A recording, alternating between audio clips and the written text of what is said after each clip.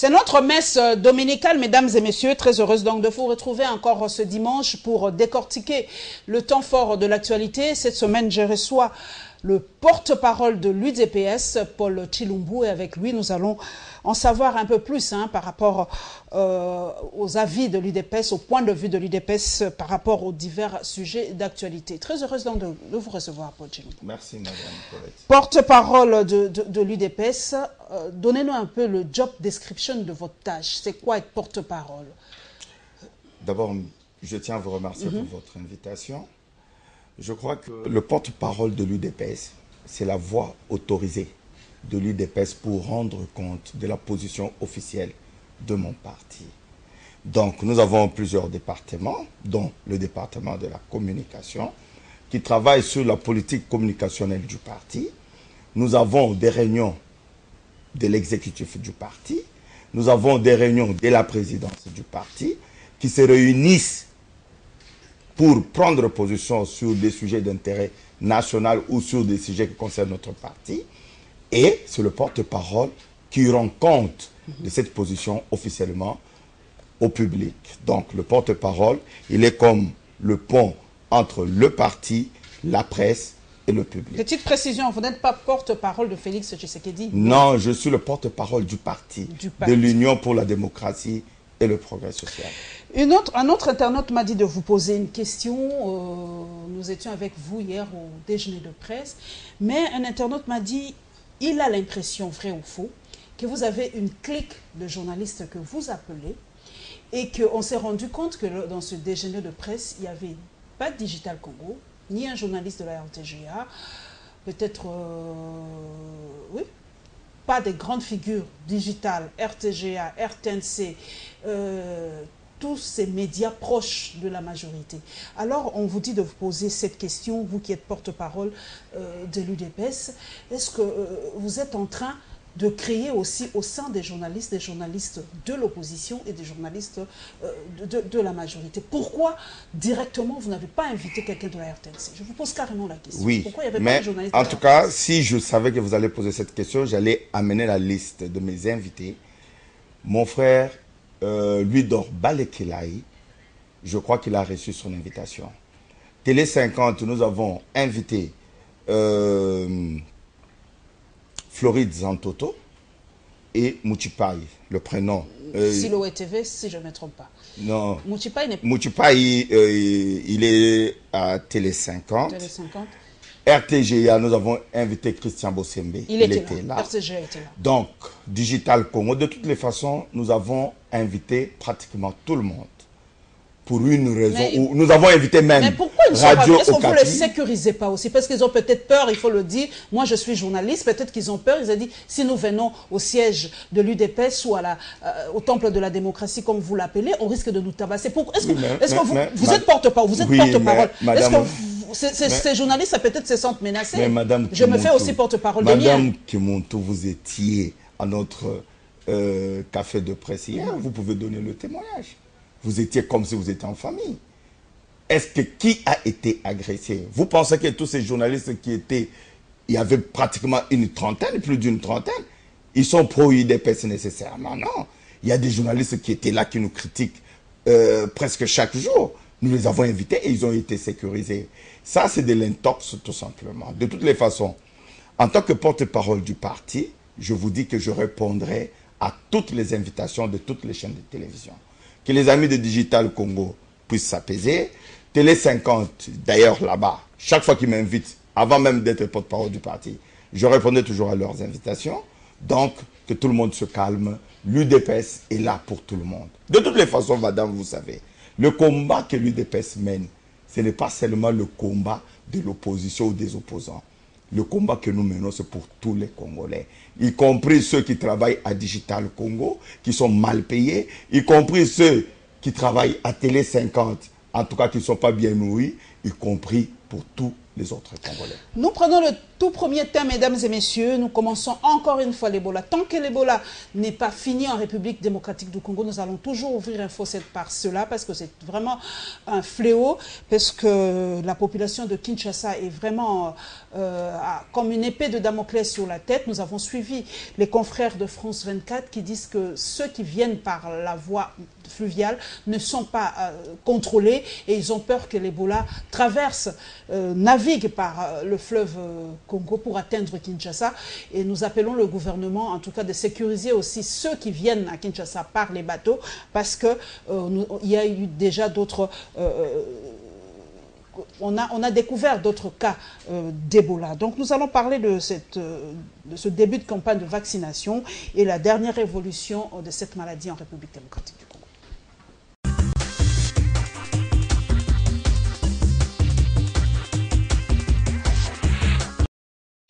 Après Bandaka, la campagne de vaccination contre l'épidémie d'Ebola débute ce lundi 28 mai 2018 à Bikoro, dans la province de l'Équateur.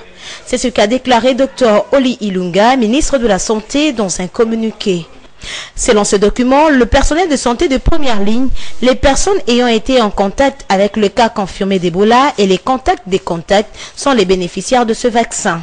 À ce jour, cette zone de santé a déjà enregistré 10 cas confirmés, dont 5 décès, rapporte notre source. La prochaine étape consiste à lancer les activités de vaccination à Iboko, ce après avoir assuré toute la logistique, mais aussi d'effectuer le ciblage précis des bénéficiaires, indique le communiqué du ministère de la Santé.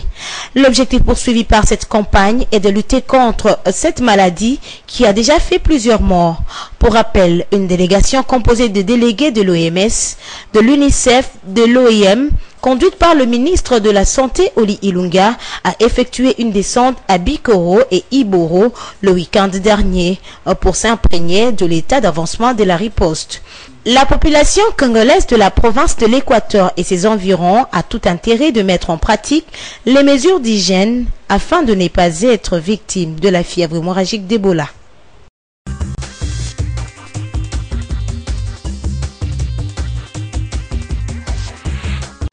L'UDPS veut conquérir le pouvoir.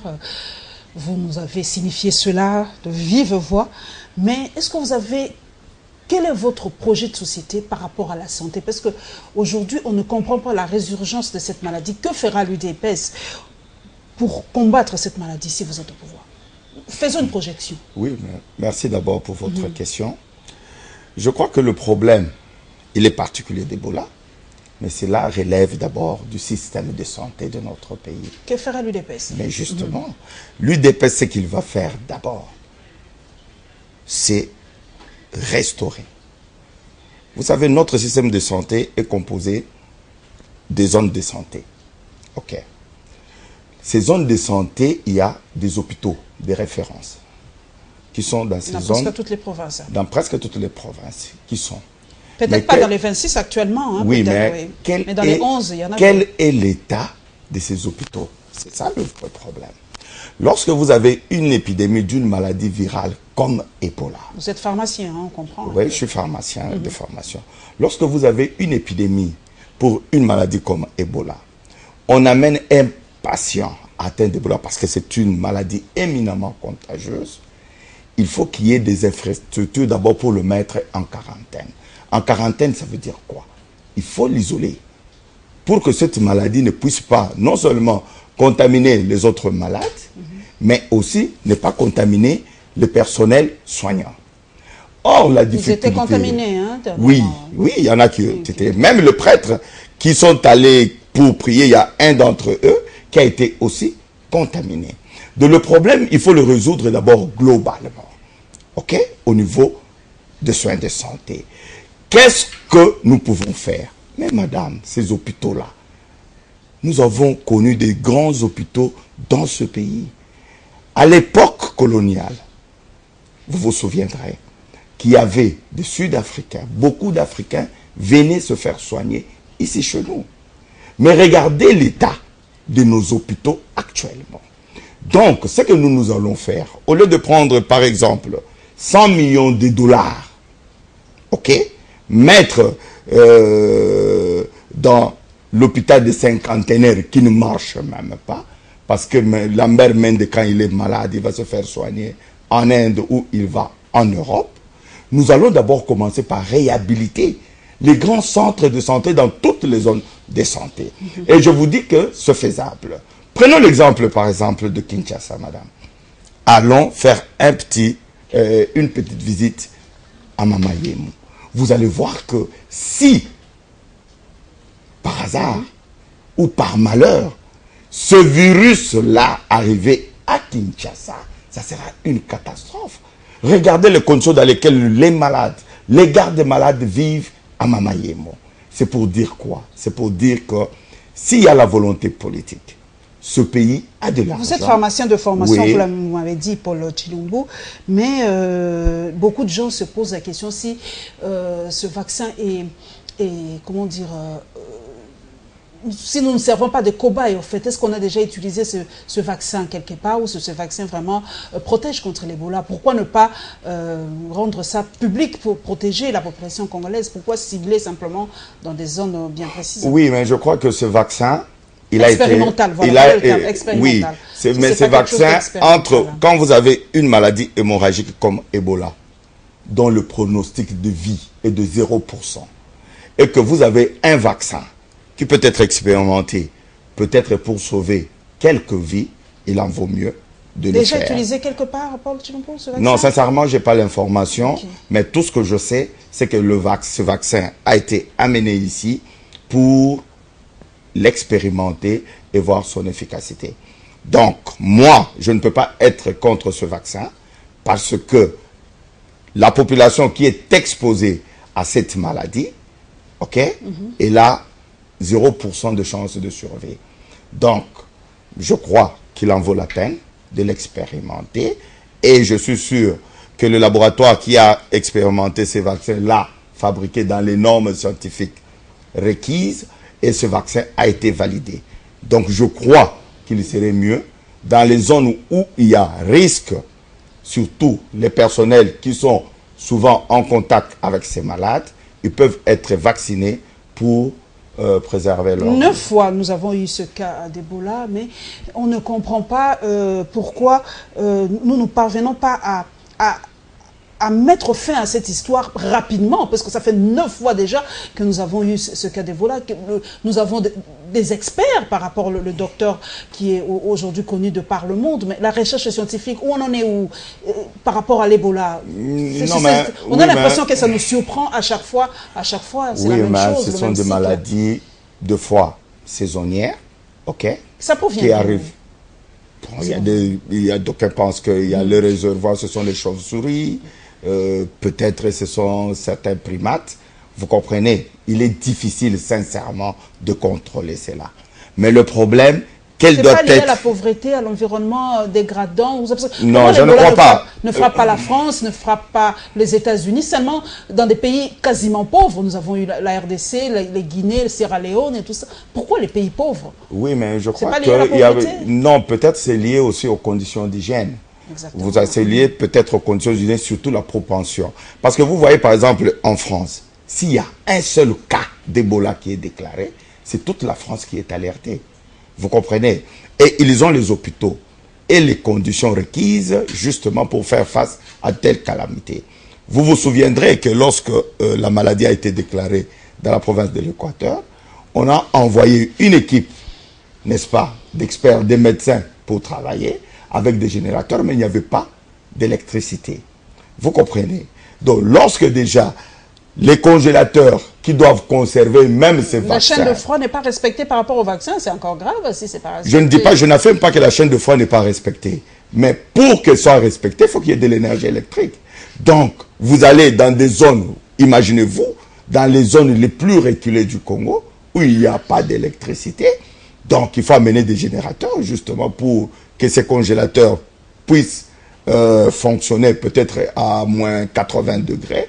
Donc, ça pose un vrai problème. C'est pourquoi je dis qu'il faut, le problème il est global, il faut repenser nécessairement notre système de santé. Et je vous assure que l'UDPS a déjà travaillé sur ce projet du secteur de santé. Le moment venu, nous allons livrer au public notre vision sur la santé des Congolais. Voilà, nous revenons à la politique. Nous allons prendre le point de presse de Lambert Mende. Vous vous souvenez qu'au début de la semaine, Lambert Mende a pris bras-le-corps pour répondre aux attaques, selon lui, de la France, du triangle de la mort, France, Rwanda et un autre pays. Nous allons découvrir tout à l'heure, et l'Angola. Nous allons parler aussi du 8e anniversaire de la mort de Chebeya. Mine de rien, le temps passe vite. Déjà 8 ans que Floribert Chebeya nous a quittés.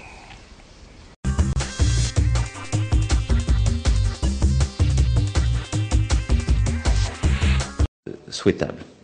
Nous avons aussi évoqué la situation en République démocratique du Congo.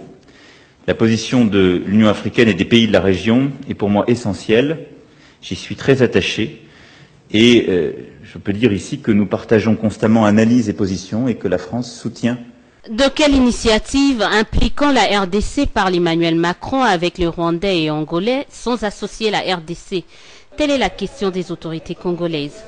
Pour Lambert Mende, la RDC, un État souverain, n'est plus à l'époque de subir le diktat de l'extérieur. À lui d'interpeller également les États africains qui s'engageraient à soutenir des stratégies hostiles à la République démocratique du Congo. Les pays africains qui se hasarderont à servir de tête de pont ou de sous-traitant à des stratégies extérieures hostiles à la République démocratique du Congo, élaborées ailleurs, seront toujours payés en monnaie de singe. En plus de la résistance farouche du peuple congolais à laquelle ils devront s'attendre, parce que nous en avons maintenant les moyens.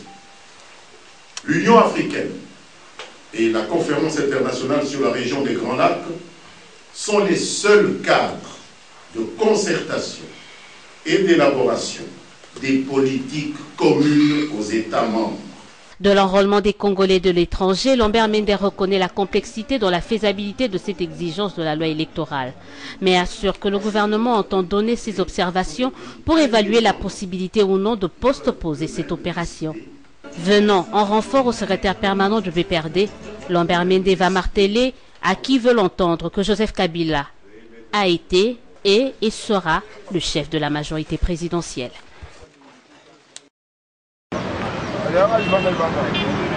Tout a débuté par la descente au cimetière d'Mbenseke où reposent à jamais les corps de Floribert Chebeya.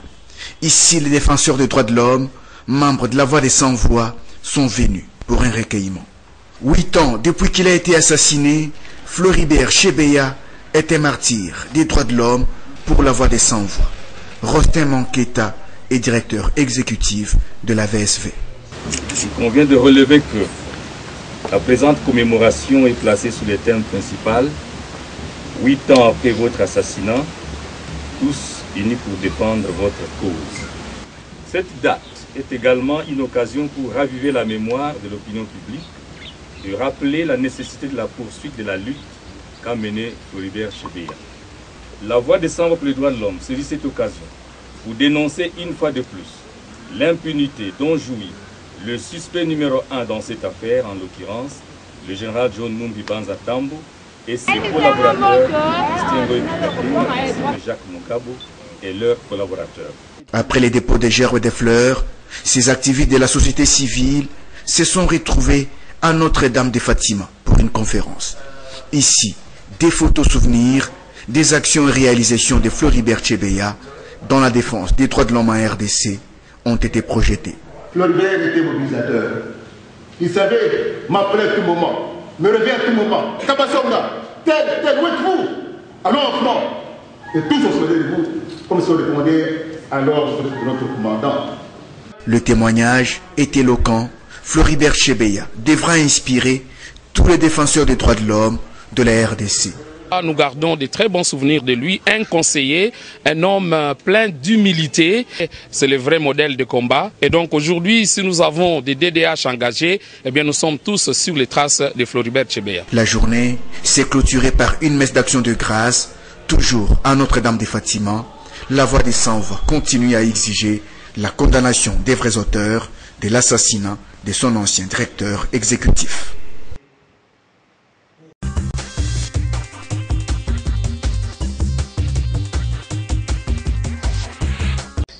Paul Tshilombo, nous avons suivi le porte-parole du gouvernement par rapport aux propos tenus par Emmanuel Macron. Pas question, selon lui, que la France, l'Angola et le Rwanda parlent de la RDC sans la RDC. Et aujourd'hui, vous avez l'impression, selon vous, vous aussi porte-parole, que la RDC aujourd'hui est mise de côté. On parle d'elle sans l'associer? Oui, mais madame, c'est signe de notre faiblesse diplomatique. Non, mais c'est le signe de la fin de tout un régime. Lorsque vous êtes mis au banc de la communauté internationale, on ne vous considère même plus, on ne vous respecte même plus, on vous prend pour des irresponsables.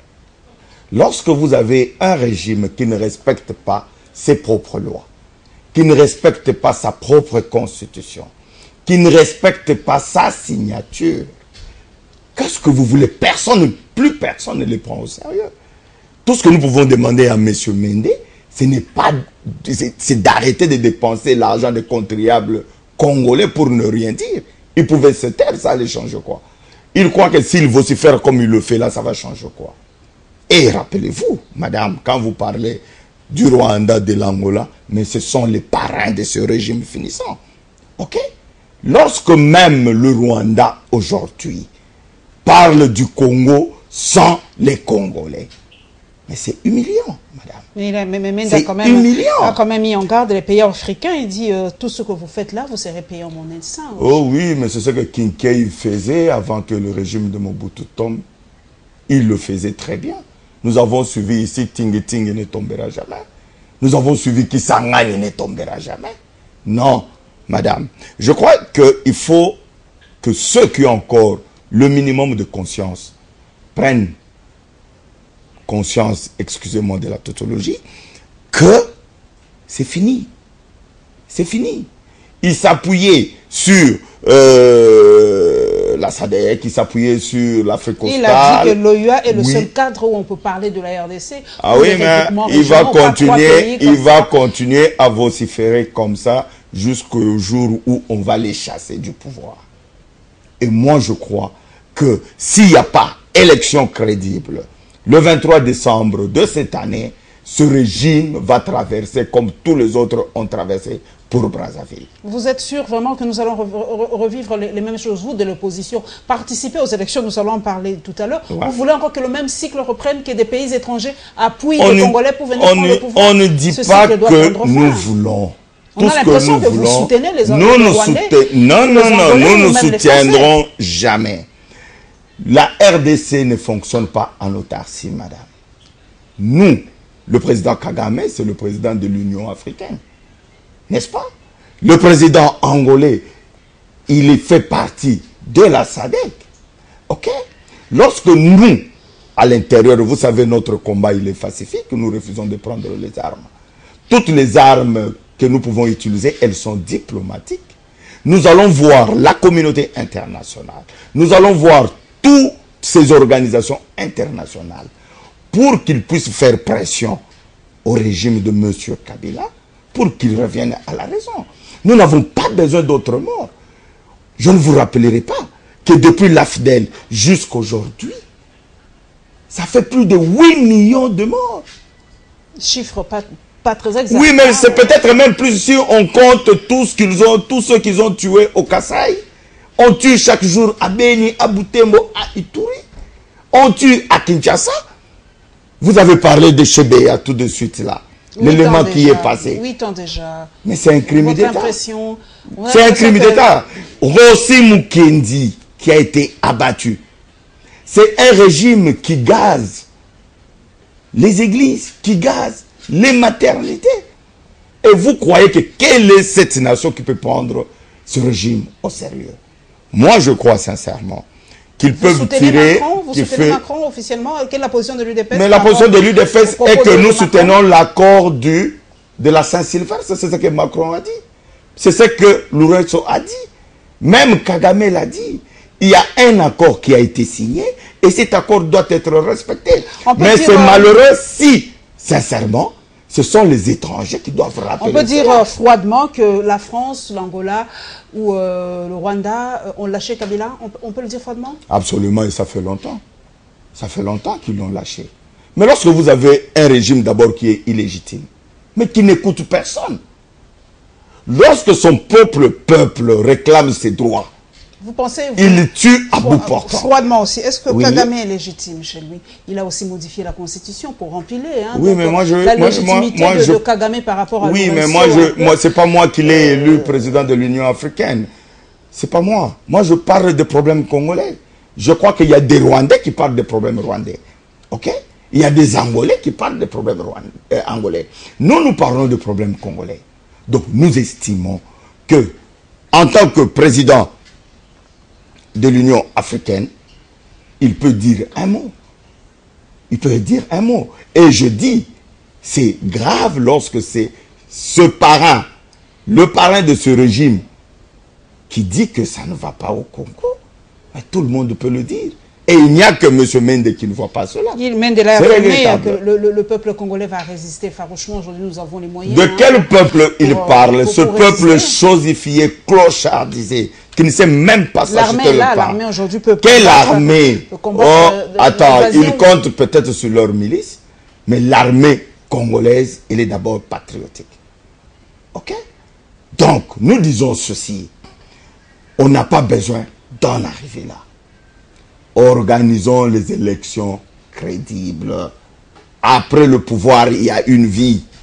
Ils ont amassé des millions et des milliards. Vous avez des preuves? Vous avez des preuves? Mais madame, ce sont des journalistes comme vous qui publient des rapports. Chaque année ici, il y a le rapport Bloomberg qui a été publié dernièrement sur la famille Kabila. Ses accointances avec les sociétés minières au Katanga. On dit en termes de millions et le Congo perd des milliards chaque année. Alors, qu'est-ce que vous voulez de ce pays? Finalement, vous avez tout eu de ce pays. Vous êtes venu avec des bottes en plastique. Aujourd'hui, vous avez des immeubles à travers le monde entier. Mais foutez la paix aux Congolais.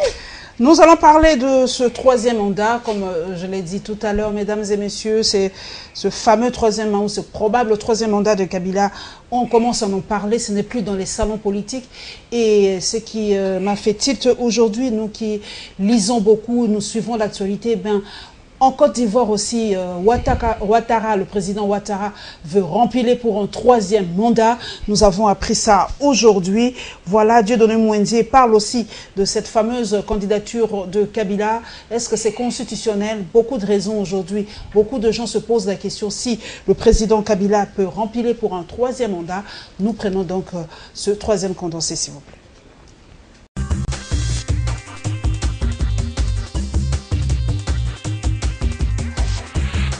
On ne vous prête plus les intentions parce qu'il y a maintenant des affirmations, c'est de plus en plus confirmé que vous vous bataillez pour que Kabila ait un troisième mandat. Ça, c'est vraiment être hors jeu. L'autorité morale de la majorité présidentielle, c'est Joseph Kabila. Nous ne l'avons jamais changé. Et c'est celui-là que nous avons jusqu'à ce jour. Donc, lorsque nous nous battons pour conserver le pouvoir, nous nous battons pour conserver le pouvoir avec Joseph Kabila. Comme candidat. Mais pourquoi vous pensez que Kabila n'avait que droit aux 2 mandats et il n'a pas droit à autre chose? Mais si il a droit aux 2 mandats, mais pas au troisième quand même. Non, ça dépend des circonstances dans lesquelles il a eu les 2 mandats. C'est ce que j'ai dit. Et là, nous donc ça dépendra également des circonstances qu'il aura par rapport au troisième mandat. À l'article 71 de la Constitution, nous nous référons également à l'article 220 de la Constitution. Vous êtes au Sénégal. En 2000, Abdoulaye Wade est élu président de la République. Mais lorsque nous sommes en 2012, Abdoulaye Wade dit que son mandat de 2002, qu'il a conduit jusqu'en 2005, n'est pas le même que celui de 2005 jusqu'à celui de 2012, au motif que les durées de 2 mandats sont différentes. Il est allé vers la Cour constitutionnelle, malgré tout ce qu'il y a eu comme tiraillement avec la classe de l'opposition. Mais la Cour constitutionnelle sénégalaise lui a donné droit. Nous avons également le cas du Burundi. En d'autres termes, à quelques mois du 23 décembre, on ne peut pas écarter cette possibilité de Joseph Kabila de briguer. Si le juge constitutionnel va dans le sens... Vous parlez de la même cour constitutionnelle où il y a le maître Koulou, où il y a tous les kabilistes, ou vous parlez d'une autre cour? Mais il y a aussi des moboutistes dans cette cour. J'ai dit que le mandat que Joseph Kabila a eu en 2006, qui était au suffrage universel avec une majorité absolue. Ce mandat-là de la majorité absolue à 2 tours. Comparé au mandat de 2011 à la majorité simple à un seul tour avec 48% comme président de la République n'est pas le même puisque la forme juridique a changé et la computation de mandat a été interrompue. Nous avons commencé un autre mandat en 2011 et si on change la constitution, nous risquons de changer encore un autre mandat. Mais comme la constitution est la même, nous devons respecter la même computation de 2011. Est-ce qu'il y a dans la majorité, moi j'aimerais bien entendre, c'est vrai, là, si le juge constitutionnel actuellement pense qu'ils ont raison, Joseph Kabila sera président. Actuel sera candidat. Bon, déjà candidat, sinon bon, je vois qu'il y a des révélations qui oui, j'ai l'aspiration que s'il est candidat, il faut qu'il soit président. Ok.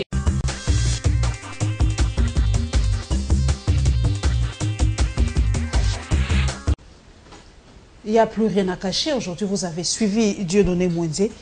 Probable que le chef de l'État rempile pour un 3e mandat. Aujourd'hui, les excuses, on commence à trouver des justificatifs. Partout, on parle de Wade, on parle du Burundi, on parle de Kagame. Voilà. Donc aujourd'hui, cette question n'est plus tabou. Hein.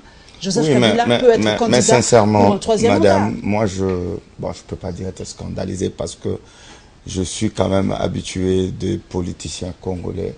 Mais je vous dis sincèrement, ce monsieur me donne envie de vomir. Pourquoi? Je ne sais même pas pourquoi vous recevez ces gens. Sincèrement. Vous savez, ce pays, oui, mais cette liberté garantie par la Constitution, dont peut-être nous avons payé le plus fort de prix. Tshisekedi disait qu'il y a un problème d'abord de moraliser la classe politique congolaise. Là, tu sens que c'est son ventre qui parle. Avec des analyses semi-intellectuelles. Franchement, quel est ce Congolais, même une maman maraîchère, que tu peux convaincre que Kabila peut avoir encore un 3e mandat? Ils sont en train de jouer avec le feu. Ils croient qu'ils vont s'aimer le chaos parce que c'est ça leur projet. Mais personne ne peut bâtir quelque chose de durable sur le chaos. Au-dessus du chaos, rien ne peut être bâti. Ok? Constitutionnellement, il a donné ses raisons. Je ne veux pas entrer. Non, s'il vous plaît, vous devez expliquer à cette population. C'est moi qui pose les questions. Vous devez expliquer. Il a donné ses raisons. Il a dit il peut le faire vu le changement de la loi électorale, vu le changement d'un tour à 2 tours. Le président, normalement, a droit encore à un mandat. On doit tout jeter. La loi n'est pas rétroactive. On a changé la loi électorale. Donc le président peut avoir un autre mandat. Le Burundi, les exemples sont les gens. Vous avez dit que nous ne vivons pas en vase clos. Le Rwanda l'a fait, le Burundi l'a fait, aujourd'hui c'est la Côte d'Ivoire, le Congo-Brazza l'a fait. Pourquoi vous pensez que Kabila est exceptionnel? Il ne va pas le faire. D'accord, je vous dis ceci. Et cela le génie de Etienne Tshisekedi Wamulumba. S'ils avaient tous ces arguments, pourquoi ils ont signé l'accord de la Saint-Sylvestre? Parce que l'accord est clair sur ce sujet. Qu'est-ce que l'accord dit? Pas de 3e mandat pour Kabila. Pas de référendum. Kabila ne va plus se représenter. Mais c'est clair. Ils peuvent faire toutes ces élucubrations, raconter même sa vie, la vie de son village et de ses parents. Il n'y a plus de mandat pour Kabila. C'est fini. Je dis c'est fini. Pour que Kabila ait encore un 3e mandat dans ce pays, il doit marcher sur nos cadavres. Mais si la Cour constitutionnelle lui donne raison, ils ont dit qu'ils peuvent amener ça à la Cour constitutionnelle. Mais madame, vous avez suivi l'audio de M. Mirindi et le conseiller spécial du chef de l'État. Celui-là même qui est nommé à la Cour constitutionnelle. Vous pouvez prendre ces gens-là au sérieux. Quand celui qui est à la Cour constitutionnelle, qui est en train de coacher Mirindi sur toutes ces histoires qu'il raconte à la télé, c'est le conseiller spécial du chef de l'État. Vous êtes sûr que ce n'est pas un montage parce que... Le montage, mais la voix de Mirindi... Quelqu'un peut imiter la voix de Mirindi ou du allez, c'est tout ce n'est pas un audio de 20 secondes, madame. C'est un audio de plus de 6 minutes. Tous ceux qui ont l'habitude de suivre Mirindi à la télévision vont vous confirmer que c'est bien lui. Faut vous confirmer que c'est bien lui.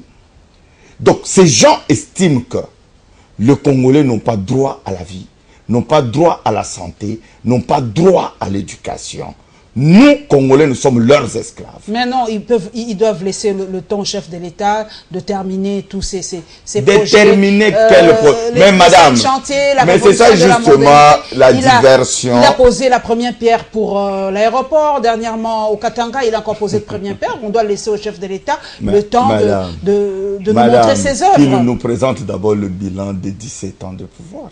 La paix, l'unité de la... paix, il y a la paix dans ce pays. L'unité de la République, le pays. Il y a l'unité, il y a la paix dans ce pays.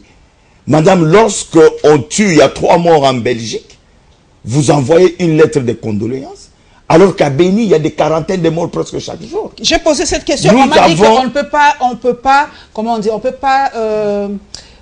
comment je vais dire, s'auto-flageller, on peut pas... S'auto quoi? Se dire en soi-même mes condoléances, donc c'est mais vous ne pouvez pas dire donc, les condoléances. Si tu perds ta mère, tu ne peux pas te dire mes condoléances en soi-même. Donc mais si ton peuple, peuple est meurtri, tu ne peux pas dire à la famille, tu ne peux pas consoler les familles de ces gens qui sont morts. Ça, c'est quelle logique ça?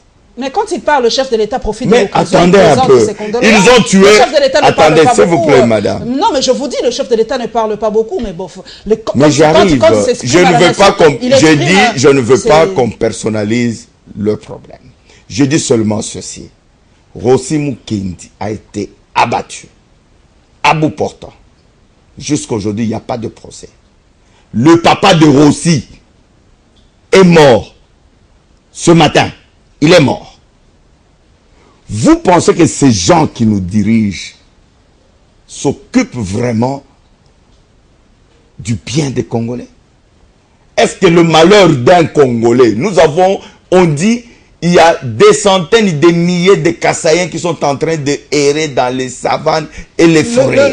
Le porte-parole du gouvernement dit on est en train de grossir les chiffres, il n'y a pas une famine aussi. Mais justement, les Occidentaux, les impérialistes, excusez-moi, c'est irresponsable parce que nous avons tous suivi les images des Kassaïens qui étaient en Angola, qui ont été assistés par certains Congolais qui étaient. Les images ont fait le tour du monde.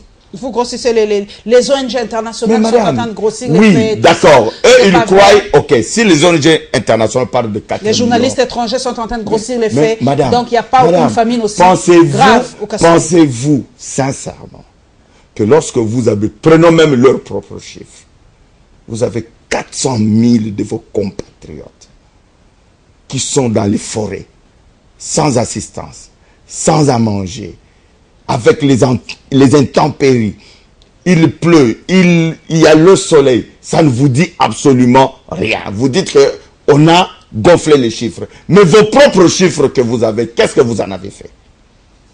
Qu'est-ce que vous en avez fait? Chaque jour ici, il y a des morts et des morts et des morts des Congolais.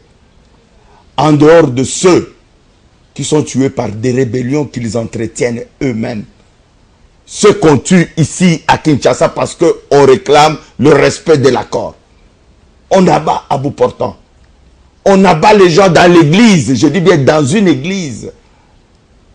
On les abat. On jette des gaz lacrymogènes dans des maternités. On jette des gaz lacrymogènes dans des... Mais ça, ce sont des crimes.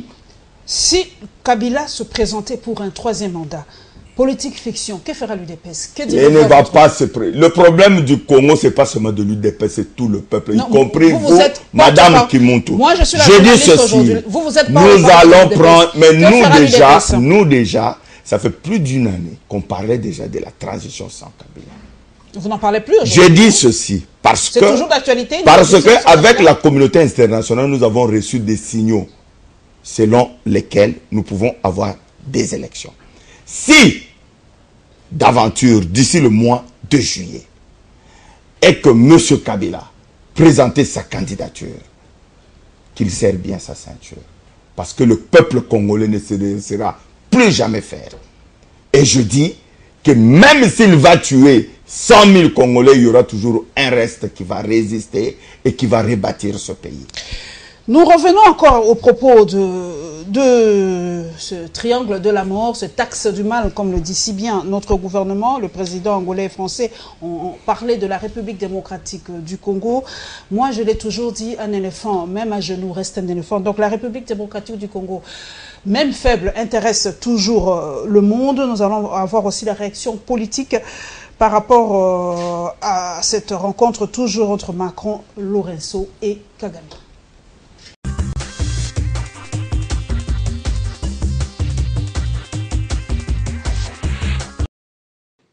Sur les sujets régionaux, je laisserai le président Lourenço peut-être détailler les initiatives qui sont menées par lui-même et l'Union africaine avec la RDC, mais il y a des accords qui ont été trouvés, les accords de la Saint-Sylvestre, qui avaient conduit de manière claire à la décision d'une transition, l'organisation d'élections libres et sincères auxquelles le président Kabila n'aurait pas à participer. Je crois que c'est ce que défend aujourd'hui l'Union africaine et les pays de la région, et c'est ce que soutient la France, sans aucune ambiguïté. Mais nous venons ici en appui des initiatives qui sont conduites par plusieurs pays, dont l'Angola, et donc je laisserai le président y revenir. L'RDC, c'est un pays con quasi 5 millions d'habitants. Qui a à peu près 100 millions d'habitants, qui fait frontière avec au moins 9 pays africains.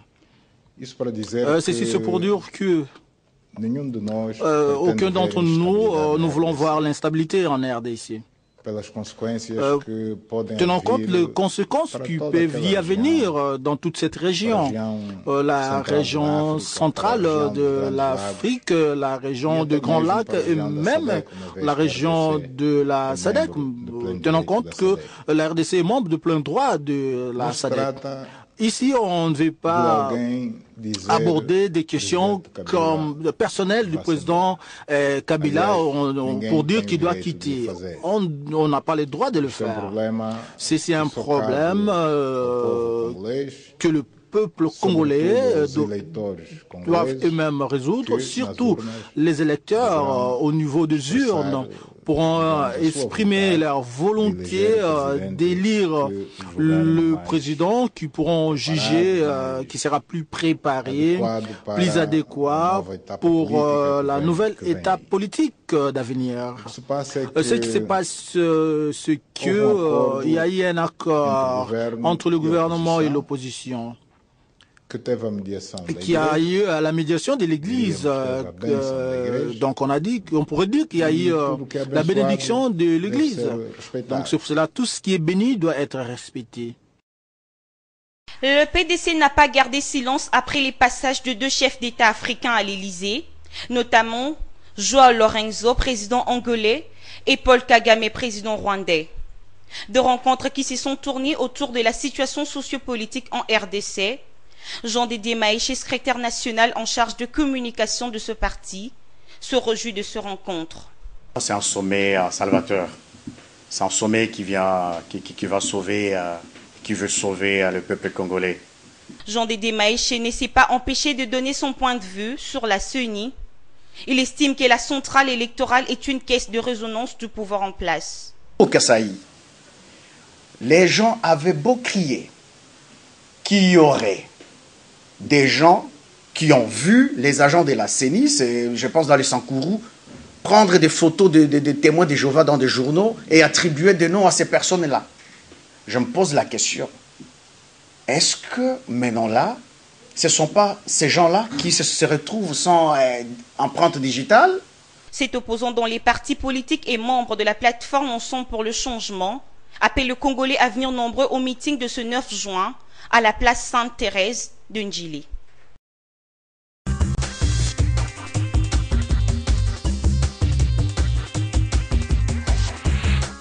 Paul Tshilombo, aujourd'hui on le sait,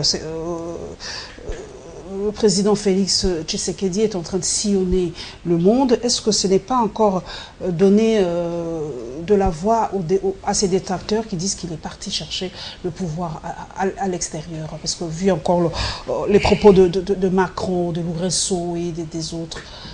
Mais pourquoi vous voulez mêler le président Félix Tshisekedi aux propos de Macron, de Kagame? C'est un ami du président Kabila. Il n'a jamais été ami de Félix Tshisekedi. Non, jamais.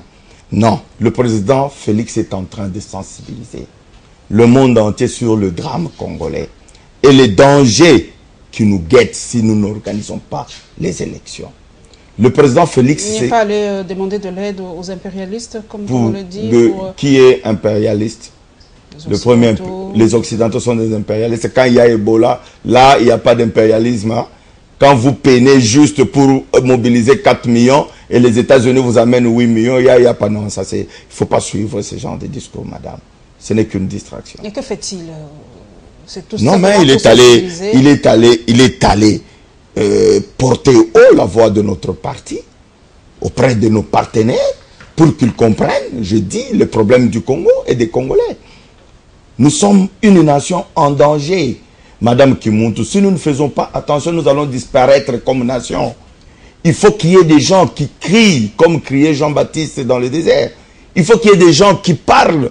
Et vous croyez que toutes les positions qui ont changé actuellement, la France, l'Angola, vous croyez que c'est gratuit? C'est un travail abattu, un grand travail abattu. Entre autres par notre président et d'autres partenaires de l'opposition. Lourenço l'a dit, la RDC est entourée de 9 pays africains. Il a peur de l'instabilité en République démocratique du Congo. Est-ce que ces gens-là ne sont pas simplement en train de protéger leur territoire? Ils ne plaident pas, en fait, pour les Congolais, mais pour eux-mêmes. Mais il est d'abord président angolais. Mais quand il dit qu'il ne veut pas de l'instabilité à ses frontières, c'est-à-dire qu'il veut protéger son peuple, il n'est pas comme nous. Il n'est pas comme nous qu'on tue comme des mouches chaque jour et les gens dorment, dansent, boivent à Kinshasa. Non. Il prévient. On dit gouverner, c'est prévoir. Il voit le danger qui guette toute la sous-région si la RDC se déstabilise. Et pourtant, pour la France, j'ai avec moi un intellectuel, et pourtant la France a beaucoup d'intérêt en République démocratique du Congo, Total et tout ça. La France n'a pas peur que cette manne lui échappe avec ce gouvernement. Déjà, avec la fermeture de Schengen, on a difficulté à aller en Occident. Qui est perdant quand on a fermé Schengen? Franchement, ce sont les Congolais qui devaient voyager, c'est-à-dire que ces gens sont en train encore de punir leur propre peuple. Est-ce qu'un Français a besoin de Schengen pour aller en France? Il n'en a pas besoin. Non, le problème, c'est-à-dire qu'il faut le prendre globalement. Lorsque la RDC, si jamais par hasard, la RDC se déstabilise demain, Total n'existera plus ici. Ils vont fermer, ils vont s'en aller. Si tous ces pays, si tous ces multinationales, qui menacent d'ailleurs, vous avez suivi, qui menacent de porter plainte contre la RDC. J'ai dit, si toutes ces multinationales peuvent travailler ici en partenariat avec la RDC, mais ça doit être une RDC en paix, qui sécurise, qui garantit. Donc l'argent, comme on dit, n'aime pas le bruit des bottes.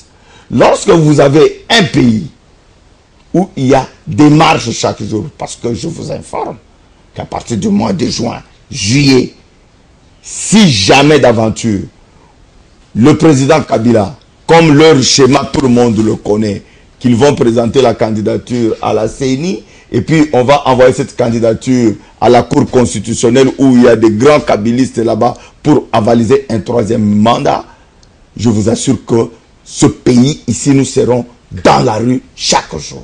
Votre relation, porte-parole de l'UDPS, quelle est votre relation avec Ensemble? Parce qu'on a vu Félix Tshisekedi, main dans la main, je me permets l'expression, avec Moïse Katumbi à l'extérieur. Les relations sont très bonnes? Absolument. Autant que vous avez vu Félix Tshisekedi main dans la main avec le président Vital Kamerhe, autant que vous avez vu le président Félix Tshisekedi main dans la main avec Madame Eve Bazaïba. Non, ce sont des partenaires politiques. Candidature unique pour l'opposition, vous en parlez déjà?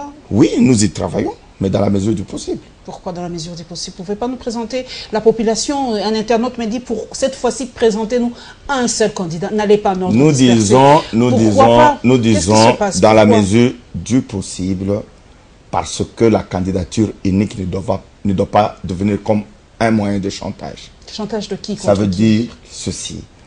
Il ne faut pas qu'il y ait 100 candidats présidents de la République dans l'opposition pour venir négocier le pouvoir. Nous disons non. Nous connaissons tous les forces les plus représentatives de l'opposition ici en République démocratique du Congo. Et nous sommes en train de travailler avec toutes ces forces. Alors, Si jamais un parti un leader qui vit aux États-Unis, l'autre vit en Afrique du Sud, tout le monde se déclare candidat pour venir poser des conditions avant de se retirer, ça nous n'allons pas accepter. Il y a des forces représentatives, je crois que la volonté, elle est là, à travers de toutes les parties, de toutes les forces représentatives de l'opposition pour qu'on ait un candidat unique. Et je crois que le moment venu, nous allons nous tous nous mettre autour d'une table pour en parler. Je suis sûr que cette fois-ci, ça pourra Nous entrons marcher. déjà dans le processus électoral. Nous prenons la conférence de presse de Laïla Zerougui et la déclaration de l'AMK par rapport à ce processus électoral.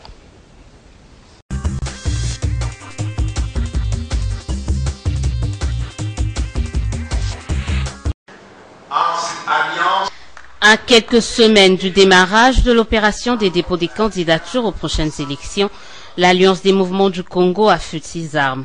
Les membres de la conférence des présidents de l'AMK ont examiné les modalités pratiques de la mise en place de ces organes, provinciaux et locaux, en tant que plateforme électorale avant de lever une série d'options.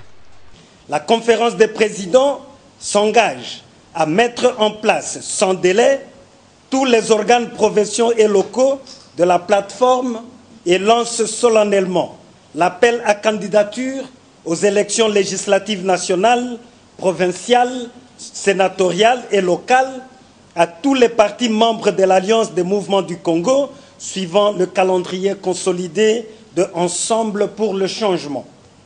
La conférence des présidents attire l'attention des cadres et militants sur le fait que c'est sur la liste de l'AMK que tous les partis membres présenteront des candidats aux élections. Préparer les élections certes, mais pas avec Corneille Nangaa à la tête de la CENI, pas non plus de machine à voter, exige l'Alliance des mouvements du Congo. Par conséquent, l'AMK exige le départ immédiat de M. Corneille Nangaa de la présidence de la CENI et son remplacement par un nouveau président à désigner par les confessions religieuses traditionnelles. L'AMK rejette catégoriquement l'usage de la machine à voter. De la candidature unique de l'opposition à la prochaine présidentielle, l'AMK, membre de Ensemble, salue les démarches entreprises par Moïse Katumbi et Félix Tshisekedi pour arriver à un consensus.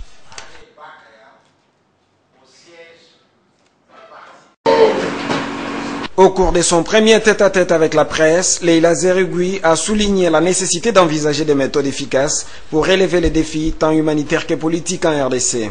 C'est avec un grand cœur que la patronne de la MONUSCO supporte le ras-le-bol de la population de Béni, qui exige le départ de la mission après plusieurs cas de massacres enregistrés. Et je pense que la situation à Béni est très très tendue, plus qu'ailleurs. Ailleurs, on a des divergences, mais à Béni, il y a une sorte de psychose où les gens sont tendus. Donc moi, je ne suis pas fâchée. Je comprends que quand on est...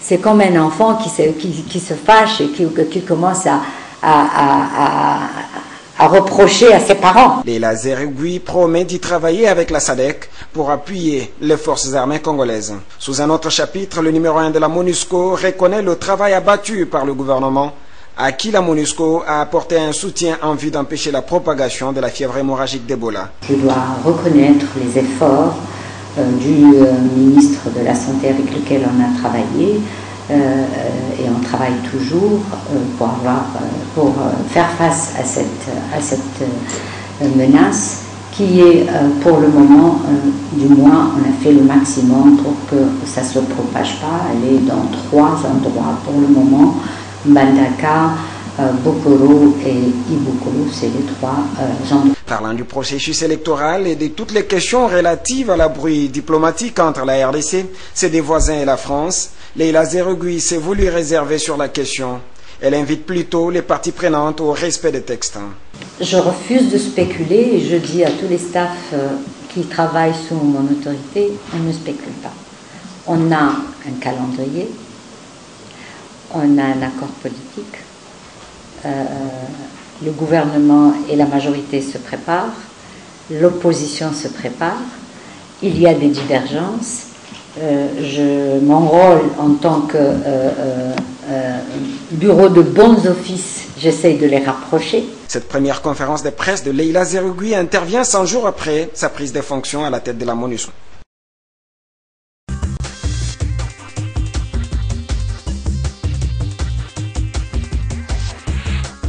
Paul Tchilumbu, ouais. cher Ruben Okenda a été clair.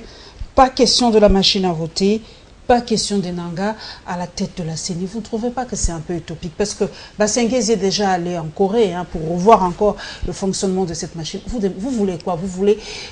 Qu'est-ce que vous voulez avec cette machine? Et pourtant, on vous a dit que cette machine, c'est tout simplement une imprimante qui va permettre de baisser le coût, de faciliter les élections et que les élections se tiennent à temps. C'est à vous de mettre vos candidats dans tous les bureaux et de superviser les choses. Qu'est-ce que vous voulez à la fin?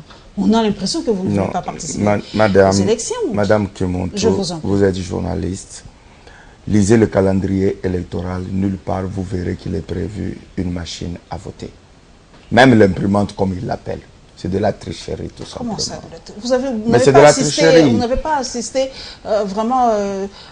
Madame, est-ce que vous avez lu le document de l'ONG Argentine qui parle l'Argentine avec la même société coréenne? Le gouvernement argentin ou leur commission électorale avait contracté aussi avec la même entreprise, ok, pour les élections en Argentine. C'est une spécialité congolaise. Mais c'est faux, c'est un mensonge. Le document, il est officiel, il circule sur... C'est pas une invention congolaise? Sinon, non, c'est pas une invention, ce sont des mensonges. Ils l'ont inventé où? Ils l'ont inventé où? Machine, madame, cette machine sert à tricher. Cette machine... D'accord, je vais vous expliquer. Nanga nous dit que nous n'allons pas utiliser cette machine pour mettre les résultats dans les réseaux. Ça ne va servir que de simple imprimant. Vous tapez, on nous a montré, on a fait une démonstration, vous cliquez, et le papier sort, vous mettez dans l'urne, donc on pouvait... Mais madame, je crois que vous êtes de la génération Kodak. Les photos Kodak, les photos instantanées, c'est comme ça qu'on les appelait. Vous pouvez prendre une photo, elle sort noire, et 5 minutes après, elle devient, votre visage apparaît. Madame, techniquement, c'est faisable. Ces bulletins de vote peuvent être présensibilisés. C'est-à-dire, il y a déjà des noms de gens là-dessus, mais vous ne pouvez pas les voir avec la lumière visible. Il suffit que dans cette imprimante, dans l'encre de l'imprimante là, qu'on mette un révélateur. Donc, vous pouvez cliquer sur cette machine. Vous avez voté 3 personnes. Mais je vous dis, techniquement, c'est faisable. 5 minutes ou 10 minutes après, les noms des personnes qui étaient présensibilisées avant réapparaissent. C'est faisable. Ils nous disent qu'ils veulent éviter des bulletins, des gros bulletins. Exactement. Mais madame, avec la loi électorale actuelle, avec le seuil, c'est plus possible. Hein? Donc, il n'y aura pas de bulletins. Il n'y en aura pas. Comme l'AMK tout à l'heure. Je dis, il n'y en aura pas. Parce que la plupart des partis politiques se regroupent. Il n'y a même pas possible d'avoir des indépendants, entre eux, peut-être dans des circonscriptions où il y a un siège. Mais dans toutes les autres circonscriptions, il n'y a pas possible. Donc ça veut dire que dans une circonscription, vous pouvez avoir un bulletin peut-être de 3-4 pages. Et ça, c'est un problème. Mais de toutes les façons, Nanga, il n'organise pas les élections pour sa belle famille ou sa famille. Ce sont les élections de nous, Congolais. Lorsque nous n'acceptons pas cette machine, il ne peut pas nous l'imposer. Mais il a dit, on doit faire les élections avec cette machine. Oui, mais on verra. Sans machine. On verra. Vous savez, de toutes les façons, ils sont en train de faire le lit de leur fuite.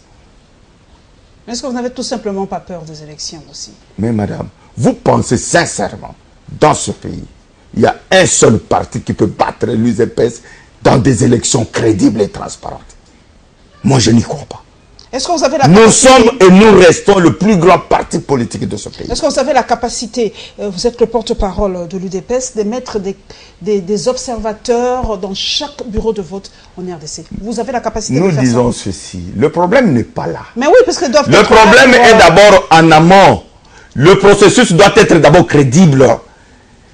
il ne faut pas dire qu'il faut que le processus soit biaisé et nous allons réparer ce processus avec les témoins. Non. Les témoins, vous n'avez pas... Non, nous allons mettre des témoins. Ok? Mais lorsque vous allez dans les fonds des villages, il n'y a aucun parti politique aujourd'hui qui peut mettre les témoins partout. Le PPRD le peut. C'est le il le peut où? Avec l'argent. Ils ont dit qu'ils ont l'argent, ils ont les avions. Est-ce que le PS a l'argent et les avions? C'est malheureux. Nous n'avons pas l'argent, nous n'avons pas des avions, mais nous avons le peuple avec nous. C'est ce peuple-là qui vote. Kabila a triché en 2011. Nous avons vu comment, même ici à Kinshasa, comment le PPRD trichait, il bourrait les urnes partout. S'ils ont autant d'argent comme ils prétendent, et ils ont eu où? Ils ont hérité de leurs parents. Qui, dans ce PPRD-là, avait un père millionnaire? Qui? C'était moi, un seul nom. Il existe là-bas. C'est l'argent des Congolais. Et ça, c'est se moquer des Congolais. Les Congolais qui nous ont chosifiés, paupérisés à dessein. Vous volez l'argent du peuple et vous vous moquez de ce même peuple-là. Et je suis étonné. Des fois, c'est le même Congolais-là qui est en train d'applaudir quelqu'un qui dit que tu as mon patas. Mon patas aux yeux en wapi. Héritage, batikela kyo, bakomela kyo wapi. Et ça mon Congolo yibi. Donc, nous voulons seulement dire ceci, madame. Le processus doit être crédible en amont. Mais vous pouvez mettre les témoins comme vous voulez. Mais le temps est en train de comme passer. Je vous ai expliqué, justement, comme je vous ai expliqué. On est déjà au mois de juin. Hein. Oui, on est au mois de juin. On est au mois de juin. Et le compte à rebours, pour ce régime a déjà commencé. Pour les Congolais de l'étranger, Lambert Mende l'a dit, hein, même Corneille Nangaa l'a dit, ce n'est plus très possible que les Congolais de l'étranger puissent voter. Pour ça, on doit modifier la loi électorale. Hein. Bon, vous savez, excusez-moi, peut-être je peux utiliser un terme qui n'est pas indiqué, mais c'est un peu de farceur, sincèrement. Comment ça, des farceurs? Mais c'est un peu de farceur. Nangaa a dit, ici, et tout le monde l'a suivi, qu'il va enrôler les Congolais de l'étranger. Mais la réelle politique prévu, est là. Mais la réelle politique, c'est quoi? Il s'est rendu compte que c'est pas possible. Nangaa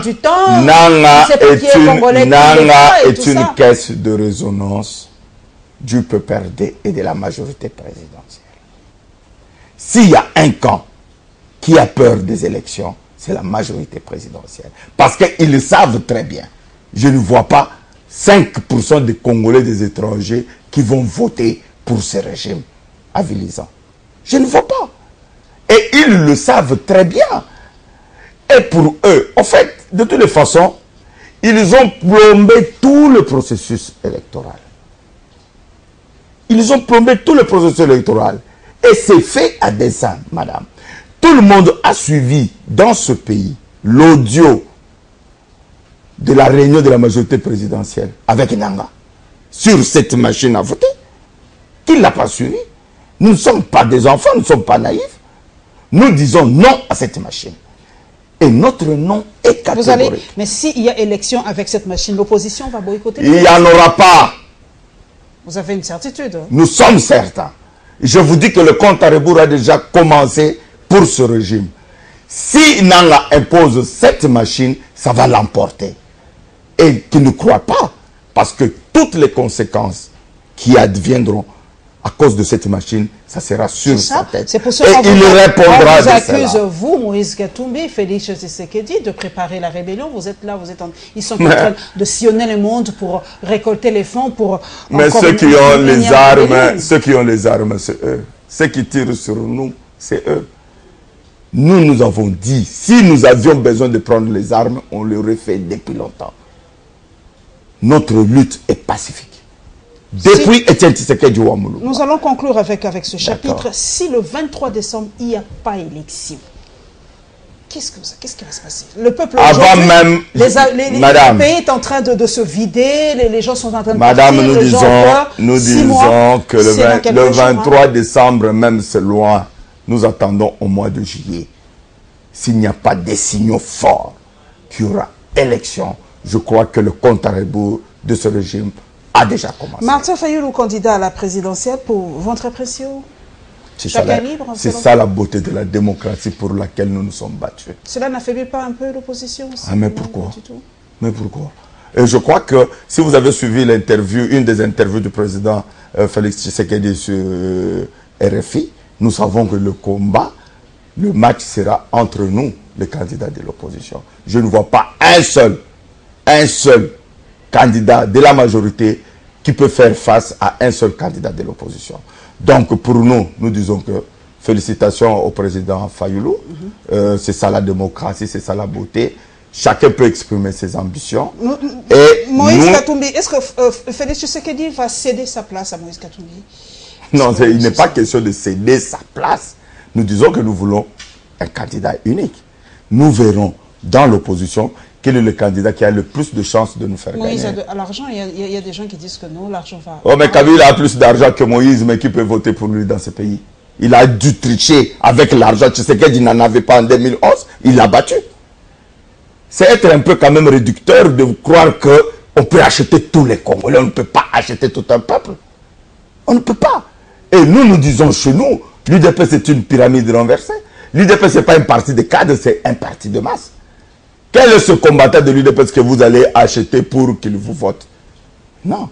Peut-être que vous allez gaspiller votre argent. Et vous serez surpris. On a quand même acheté vos cadres, hein, même si vous dites que c'est une partie. Dans les urnes. Il y a beaucoup de cadres qui ont... On achète des individus, on n'achète pas le peuple. Vous ne pouvez pas acheter le peuple. Dernière question, avant de terminer par le social. Aujourd'hui, il y a beaucoup de gens en fait, qui étaient membres de l'UDPS, aujourd'hui qui sont dans le gouvernement. Mais les mauvaises langues disent que le rendement n'est pas très positif. Cela démontre que l'opposition parle beaucoup quand ils sont dans l'opposition, mais quand ils prennent les rênes du pouvoir, eh ben, c'est toujours le fiasco. Oui, mais c'est faux. Mais c'est faux parce que ces gens qui sont allés au pouvoir, ils ont été débauchés. Aujourd'hui, ils font partie du système Kabila. Le système Kabila a pour particularité, c'est la corruption et l'impunité. Donc, lorsque vous adhérez dans ce système-là, vous jouez le jeu. Nous, lorsque nous serons au pouvoir, la première chose, c'est démanteler ce système. Nous allons installer ce que nous avons toujours dit, notre credo, un état de droit qui est différent de cet état de prédateur. Donc, ceux qui sont partis, d'ailleurs, vous avez suivi Akinga Kati la fois passée, quand Kabila disait qu'ils vont faire une grande alliance avec ses opposants. Mais comment vous... S'il faut déjà une grande alliance, donc ils sont déjà dans la majorité kabiliste, nous disons que, attendez, lorsque l'UDPS et ses alliés gagneront les élections dans ce pays, nous allons vous donner un modèle de bonne gouvernance. Et ce pays va décoller. Quand les kabylistes venaient, c'était exactement la même chose. Ils disaient que non, nous allons tout changer, nous allons vous faire oublier Mobutu avec son système. Mais aujourd'hui, nous avons les résultats. Est-ce que quand les Tshisekediistes viendront, ils vont encore nous refaire la même chose? Aujourd'hui, les gens regrettent même Mobutu. Est-ce que quand Tshisekedi sera là, les gens ne regretteront pas? Madame, je vais vous dire que si c'était le pouvoir pour le pouvoir, nous serons déjà au pouvoir. Souvenez-vous de Ibiza, souvenez-vous de Venise. La Kabylie a apporté le pouvoir sur la table pour que nous partagions, que nous fassions une transition de 3 ans. Nous avons refusé. Vous avez suivi le dernier discours du président Félix à Sainte-Thérèse. Il a dit non. Nous disons non au pouvoir pour le pouvoir. Et nous sommes convaincus, parce que nous sommes les restes qui ont été au pied du maître, qui est Étienne Tshisekedi, que ce jour-là, quand nous serons au pouvoir, nous allons faire honneur à sa mémoire. Nous allons terminer par le social, mesdames et messieurs. Le début du TENAFEP, les élèves de 6e primaire ont présenté leur travail de fin de cycle, je me permets de le dire, tentative de grève à l'EFASIC. Steve Mbika est allé vite éteindre le feu à l'EFASIC et nous allons terminer par les obsèques de Papa Olangi. Papa Olangi est enfin revenu en République démocratique du Congo. Je vais poser la question à mon interlocuteur. Pourquoi le corps d'Étienne Tshisekedi tarde toujours à revenir dans la terre de ses aïeux?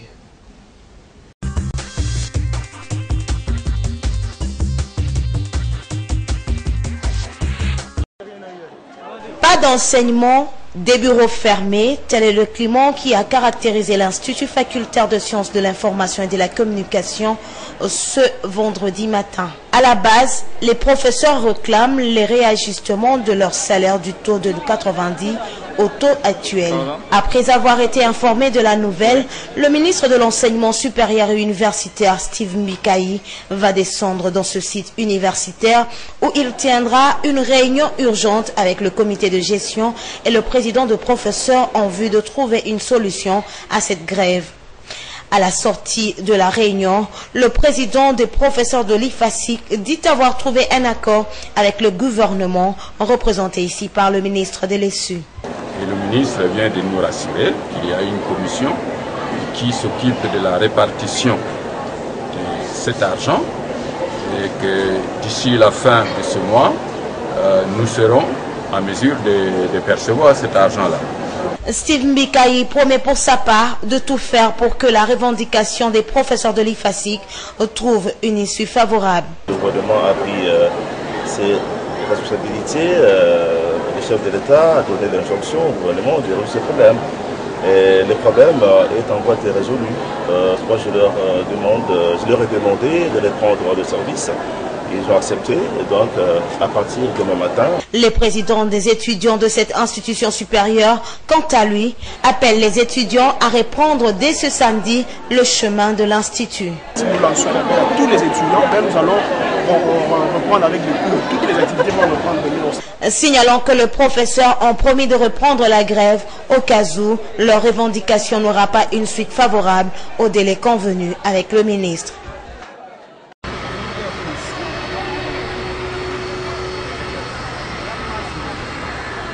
Ils étaient nombreux à l'aéroport international d'Ndjili.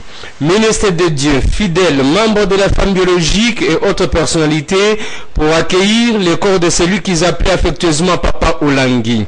C'est aux environs de 19h de Kinshasa que l'avion a atterri sur le tarmac d'Ndjili, sous les regards à la fois de tristesse et de joie de quelques serviteurs de Dieu, notamment l'évangéliste Kizamina et Godin Pouy, qui gardent de l'apôtre Joseph Olangi les souvenirs d'un serviteur humble. Papa Olangi, c'est le grand des grands.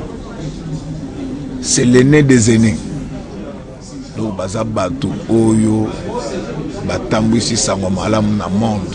Mais na mwata muke, Oyo na kotoyaki, Yabanda umana mune na ete. Oliazo anga lokola mwana, banda zanga lokola camarade na ye. Alors, contraste wana, ya monene ya mutu. Na komiki tisanaye frappanga makasi. Et c'est une grande famille pour moi. Ma conseil na bangwa. Nazaki nazo kende, il y a des fois tokenda papa tu nga ole nga lubi na lena tena fatigué. Aïe maman prépare maman yemo ko abongisa table. Abongisa table to vandi, maman vandi, papa vandi et papa Jeff Panzala ka mokolwana to biso mitana mesa to zolia. Pour moi, je pense que je garde beaucoup de bons souvenirs. De l'aéroport, la dépouille mortelle a suivi le cortège jusqu'à la cité de Triomphe à la 17e rue Limete. Ici, les fidèles du ministère des combats spirituels de Kinshasa et ceux venus des provinces tout comme de l'extérieur du pays se sont donné rendez-vous. Des cantiques d'action de grâce à Dieu, comme en témoignent ces images, pouvaient marquer la joie d'être en Christ, car dit-on, dans le Seigneur, la mort n'est qu'un gain. L'inhumation de la dépouille mortelle est prévue ce samedi 2 juin en passant dans une concession familiale. Plus d'1 million de finalistes du cycle primaire étaient attendus ce jeudi 31 mai dans plus de 6000 centres organisés à travers toute l'étendue de la RDC pour la passation du test national de fin d'études primaires TENAFEP. Comme le démontrent ces images, le ministre national de l'enseignement primaire, secondaire et professionnel s'est imprégné du déroulement des épreuves dans certains centres de la capitale de la RDC. Sa première tournée l'a conduit à l'école Massamba, située dans la commune de Limete. Ici, Gaston Moussemena a lancé un message d'encouragement aux finalistes. Ensuite, il a fait le déplacement de la commune de Bandalungwa, précisément à l'école Joyeux-Lutin, où il a encore encouragé les finalistes à garder leur sang-froid pour le bon déroulement des épreuves. À noter que les finalistes de la province de l'Équateur n'ont pas passé ces épreuves à cause de l'épidémie d'Ebola qui se vit dans ce coin de la RDC. La clôture du TENAFEP édition 2017-2018 intervient ce vendredi 1er juin.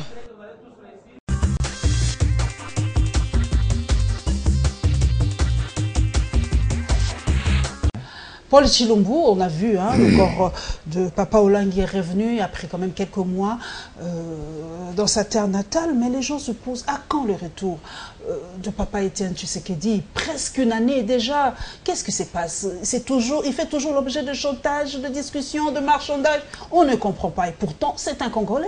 Il a été Premier ministre plusieurs fois. Il a été quand même une personnalité. Qu'est-ce qui se passe? Oui, madame, c'est pas presque une année, c'est plus d'une année. Plus d'une année. Le président est mort en février. Aujourd'hui, nous sommes déjà au mois de juin. Donc c'est plus d'une année. Non, si ça ne dépendait que de notre volonté en tant que parti, même de la volonté de la famille biologique du président, le président serait déjà enterré depuis l'année passée. Vous attendez l'argent du gouvernement pour... Est-ce que n'en a pas besoin. l'UDPS ne peut pas récolter on des fonds? On n'en a pas besoin. Je crois que vous vous souviendrez, un moment, l'UDPS avait pris la décision d'enterrer le président Tshisekedi avec nos propres moyens. Et ce régime a refusé. Tshisekedi n'est pas n'importe qui dans ce pays. C'est vrai que nous comprenons deux fois leurs peurs, leurs inquiétudes, parce qu'il faut absolument sécuriser, n'est-ce pas, le deuil de Tshisekedi. Il y aura des millions et des millions de Congolais qui viendront accueillir le corps du président Tshisekedi. J'espère qu'ils n'oseront pas faire comme ils ont fait avec le corps de Rossi Chimanga. Ils sont venus avec des gaz lacrymogènes, ils ont arraché les cercueils, ce qui est totalement inhumain. Donc nous disons que la commission travaille, la commission mise sur pied. On en est où avec cette commission? Oui, ben, ils sont en train de négocier, de voir les modalités pratiques et tout ça. Nous espérons que cette fois-ci, ça sera la bonne. Le président sera enterré sur la terre de ses ancêtres, en tout cas pas très longtemps. Professeur, vous l'êtes aussi, vous comprenez un peu les revendications des professeurs de l'IFACI qui disaient que non, depuis un beau bout de temps, ils n'ont plus de frais de fonctionnement, donc ils ne parviennent plus à travailler, donc on doit prévenir. Mais c'est ça le régime Kabila, madame. Lorsque vous prenez le budget de la présidence, il y a toujours des dépassements chaque année de 300%, de 400%, c'est en termes peut-être de milliards. Ok? Lorsque vous prenez le budget des gouvernements, vous allez voir qu'il y a des dépassements de 200%, de 300%. Mais le frais de fonctionnement d'un institut supérieur, d'une université, ça demande quoi? C'est combien? Ça veut dire quoi? Ces gens n'ont rien à faire avec l'éducation et l'enseignement de Congolais. Et pourtant, vous êtes bien payé, hein? C'est une des réussites du Madame, bien payé. C'est une des réussites vous moquez de moi ou quoi? C'est ce qu'on dit, c'est une des réussites bien de Kabila. Payé. On a fait passer votre salaire de ça à ça. Donc parmi mais vous savez, oui, vous savez, c'est quand même, c'est un peu ridicule. Parce que ces gens-là ne connaissent même pas la valeur d'un professeur d'université. Parce qu'aujourd'hui, un professeur d'université, avec le taux, la dévaluation, il touche peut-être 1300 ou 1400 $, alors qu'un député national touche 12 000, 13 000 $. Vous comprenez un peu? Un député. Et la plupart d'entre eux ne vont même pas travailler. Ils sont là pour dire qui est pour, qui est contre. À la fin du mois, on vire 12 000, 13 000. Un professeur d'université, vous savez, tous les pays développés se développe avec l'enseignement. D'abord, vous savez, après la Deuxième Guerre mondiale, madame, les États-Unis, malgré le procès de Nuremberg, tous les savants, tous les génies allemands qu'utilisait Hitler ont été déportés aux États-Unis. Il n'y a pas une seule société qui peut se développer sans mettre l'accent sur la recherche scientifique. Sinon, vous allez commencer à naviguer à vue, comme ils sont en train de faire, avec des chats. Tous les chantiers sont inachevés. Et quand je vois mon grand frère qui dit que Kabila, c'est le maître des chantiers achevés, il se moque de lui. C'est le même qui dit... Non, c'est le même qui disait hier que Kabila Lingaba Congolais. C'est ridicule quand même. Il y a des choses dans la vie qu'on ne fait pas. Même quand on a faim, moi, Chilombo, je ne le ferai jamais. Nous sommes à la fin. Un mot pour nos écoliers. Ils ont terminé quand même ce cycle. Pour vous, l'éducation à l'école primaire, ça baissait ou ça gardait le niveau? Mais allez d'abord, arrivons d'abord à l'université. Les 1000 écoles de Matata, c'était tout de l'utopie. Non, mais c'est vraiment des... Ce ne sont même pas des utopies. C'est un gros mensonge. Ces écoles sont où? Parce que commençons par nous qui sommes à Kinshasa. Elles sont où? Allez dans les provinces, ces écoles sont où? Vous comprenez? Non. L'éducation dans ce pays pose un grand problème. Même nous qui sommes enseignants, madame, lorsque, par exemple, dans certaines facultés, on fait des tests d'admission avec les élèves qui viennent d'avoir leur diplôme d'État, madame, vous pouvez pleurer. Peut-être le premier de ces élèves peut avoir 24%. Avec le même examen d'État qu'ils ont fait de 70%, ils font de 34%, de 35%. C'est tout un problème. Ces gens ont tout détruit dans ce pays. Tout. Nous allons terminer par cette question. Vous allez soutenir le meeting de Ensemble le 9 juin? Vous serez là? Non, mais en tout cas, je crois que ça, c'est une position que je crois la direction politique de notre parti doit lever. Mais moi, je crois, là, ça n'engage pas le parti. À titre personnel, je crois que l'ensemble doit s'organiser et faire preuve que c'est un grand mouvement mobilisé. Sans l'appui de l'UDPS? Non, je ne crois pas que... Parce que nous l'avons fait sans l'appui de qui que ce soit. Et nous souhaitons aussi que les autres, ce sont nos partenaires, que chacun mobilise un peu, qu'on sente un peu qu'ils sont sérieux, nos partenaires, parce qu'il ne faut pas chaque fois, quand on est autour d'une table, il y a des débats, danger, et à la fin, quand on va sur le terrain, ce sont des coquilles vides. Donc nous leur souhaitons bonne chance et nous les encourageons sincèrement à mobiliser. Si la direction politique du parti lève l'option que nous allons les accompagner, en tout cas, ça sera, nous y serons. Mais sinon, en tout cas, nous leur souhaitons bonne chance. Merci donc à Paul Tshilombo, porte-parole de l'UDPS, d'être passé à la barre. Merci à tous mes followers sur les réseaux sociaux. Merci à toute l'équipe technique. Et merci à celle qui m'a habillée aujourd'hui, à Rihanna Couture et à la maison du pagne original, ambassadrice pendant une année, en tout cas de Vlisco. Merci à vous d'avoir pensé à nous parce que nous sommes femmes et en tant que femmes, nous devons être bien habillées, journalistes, mais femmes.